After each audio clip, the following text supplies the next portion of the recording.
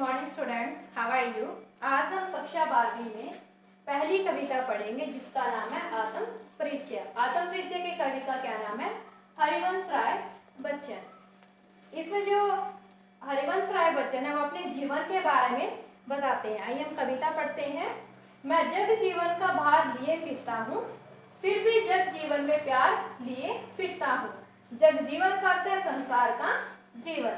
यहाँ पे वो कवि क्या कहता है कि मैं अपने जीवन का बोध कराते हुए कवि कहते हैं कि मैं इस सांसारिक जीवन के भार को निरंतर लेकर घूम रहा हूँ। आगे वो क्या कहता है? जीवन यापन कर रहा हूँ। मेरे जीवन पर इस जग का बहुत ज्यादा भार है। आगे वो क्या कहना चाहता है कि लेकिन मैं इस भार को देखकर दुखी नहीं होता, न ही कभी विचलित होता हूँ। आगे वो क्या कहते हैं? फिर भी जीवन में प्यार लिए फिरता हूँ, कि मैं अपने जीवन में असीम प्यार लिए घूम रहा हूँ। आगे कवि क्या कहता है कि मेरे जीवन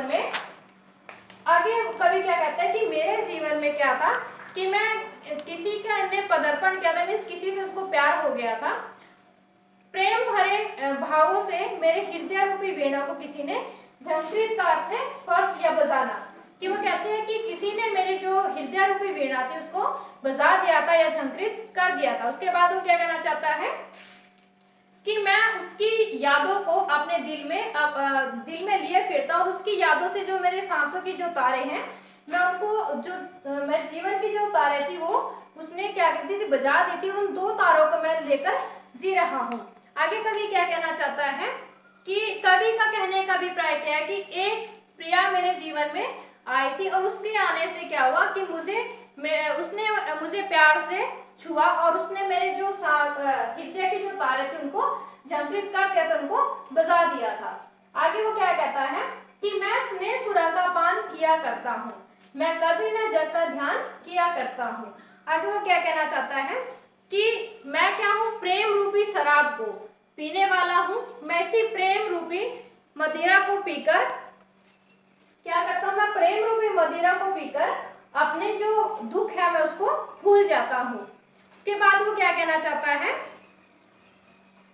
मैं कभी ना जग का ध्यान किया करता हूँ, कि जो संसार है वो क्या है? नश्वर है, वो किसी का नहीं होता। मैं कभी ना जग का ध्यान करता, मैं जो संसार में जो हो रहा है मैं उसके अनुकूल कार्य नहीं करता। जग पूछ रहा उनको जो जग की गाते हैं। इस संसार में क्या है कि जब पूछ रहा उनको कि जो संसार है उसमें वो उन लोगों को पूछते जो उनके अनुकूल कार्य करते हैं। आगे वो क्या कहता है कि मैं अपने मन का गान किया करता हूँ।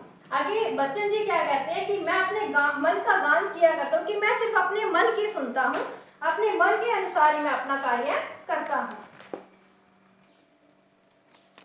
अब हम दूसरा पैरा पढ़ते हैं कि कवि क्या कहना चाहता है। मैं निज पूर्व के उद्गार लिए फिरता हूँ, मैं निज पूर्व के उपहार लिए फिरता हूँ।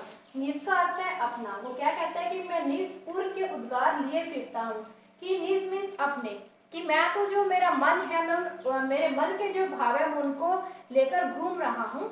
आगे कवि क्या कहता है? मैं निज पूर्व के उपहार लिए फिरता हूँ, कि जो मेरे भाव हैं मैं उनको अपने उपहार के समान लिए घूम रहा हूँ। यह है अपूर्ण संसार न मुझको भाता, कि जो ये संसार है वो क्या है? अपूर्ण है। कहने का अर्थ क्या है कि जो ये संसार है उसमें कोई भी चीज पूर्ण नहीं है। उसके आगे वो कहना चाहता है कि इसलिए मैं संसार को क्या करता हूँ? अपूर्ण मानता हूँ। मैं अपने हृदय को जो चीजें अच्छी लगती है मैं उनको ही करता हूँ। उसके बाद वो क्या कहना चाहता है कि मैं तो इस संसार की उपेक्षा करके अपने ही सपनों का संसार लेकर जी रहा हूँ। उसके बाद वो कहना चाहता है मैं सपनों का संसार लिए फिरता हूँ, कि मैं मेरे जो सपने हैं, मेरे जो सपनों का जो संसार है मैं उसमें ही जीना चाहता हूँ, उसका जो सागर है उसमें ही अपना जीवन यापन करना चाहता हूँ। मैं जला हृदय में अग्नि दहा करता हूँ।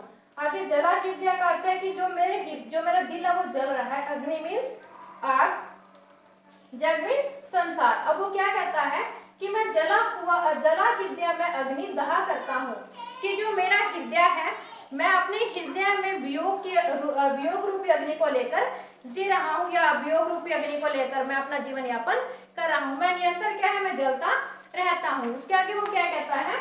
सुख दुख दोनों में मगन रहा करता हूँ।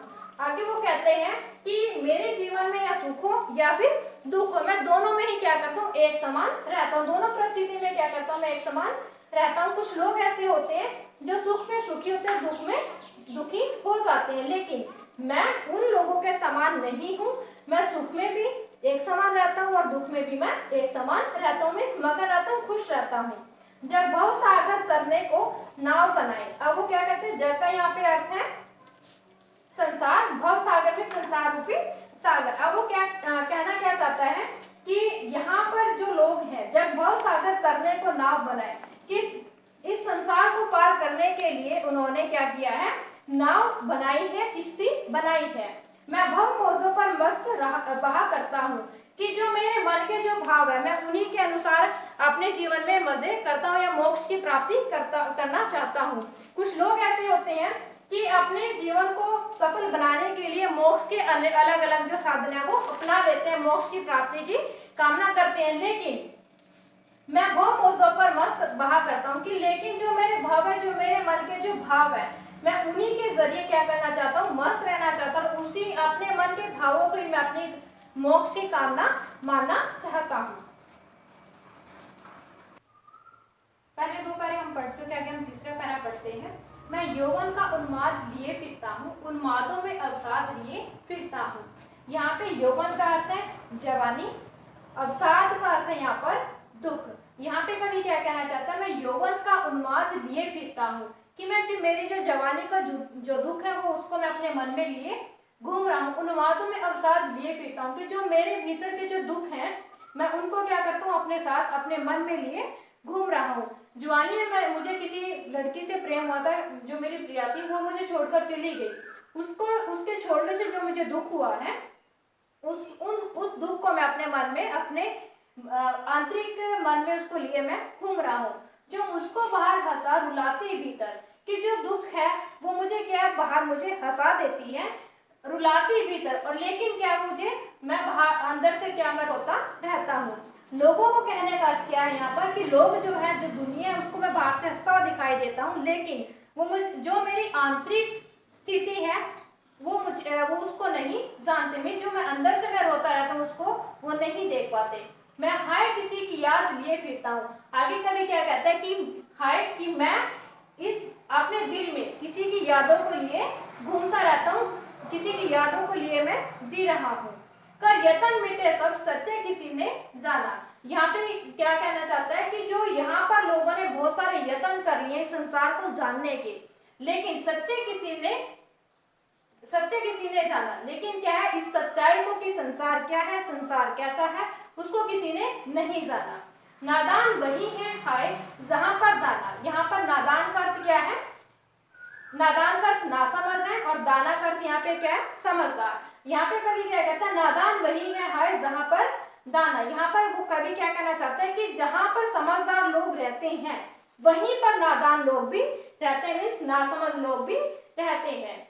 फिर मूड ना क्या जग जो इस पर भी सीखे। अब मूड का अर्थ यहाँ पर क्या है, मूर्ख, कि जो यहाँ पर जहाँ पर समझदार लोग रहते हैं वहां पर मूर्ख लोग भी रहते हैं। जो इस सत्य को जानकर भी संसार क्या है उनसे इस पर भी सीखे, कि संसार को फिर भी वो सीखना नहीं चाहते, फिर भी देखना नहीं चाहते। मैं सीख रहा हूँ सीखा ज्ञान भूला।